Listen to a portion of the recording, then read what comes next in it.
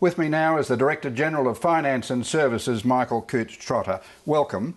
When will Lenny Shorov and Phil Martin and hundreds of other BER government subbies get their money? Well, unfortunately, that depends on the work of the administrator in the case of St Hilliers. St Hilliers took a commercial decision to put their firm into voluntary administration. The firm is no longer in control of itself. It's now in the hands of its creditors, and it's going to be, as I understand it, about 4 weeks before the administrator is able to come back to the creditors with a proposal that they will either accept and the firm will continue, or they will reject and the firm will have to be wound up. And Jeff Reid and the Reid Group, because we just heard him say his future depends on what the government comes up with after the Andrew Rogers QC inquiry into outstanding disputed claims. Governments work quite tirelessly with the Reid Group to work through what they say are a range of claims for monies that should be paid to them by the government. My understanding of the experts' report is that on the major issues, $50 to $70 million worth of claims by Reid, they've found those claims to be unsubstantiated. So there are smaller scale issues that need to be negotiated between Reid and the government, but the pot of gold doesn't exist.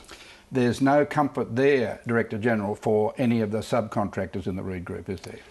Look, I hope that there is some money that can flow, but the government's responsibility is to pay what's owed, not to pay more than what's owed.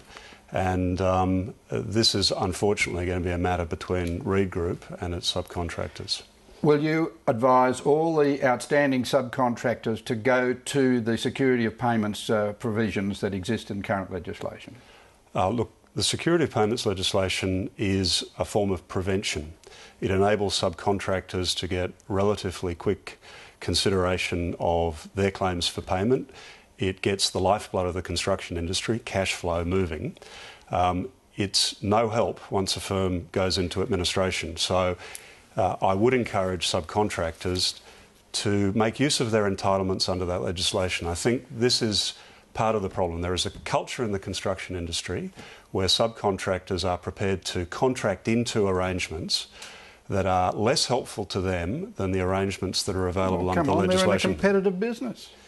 This is true, but... Well, how do we reform it? Because the amount of stress that's out there after all these collapses is substantial. Some of them are off camera saying they're suicidal. Yeah, and I appreciate the degree of pressure and misery that comes with this, but all government can do is set up a framework within which people can be given some entitlements, and they need to exercise them. But if they choose under contract to agree to terms that are far less advantageous to them than the terms that are available in the legislation, I don't think there's a lot the government can do other than to say this is available to you and make sure people understand that it is available to them.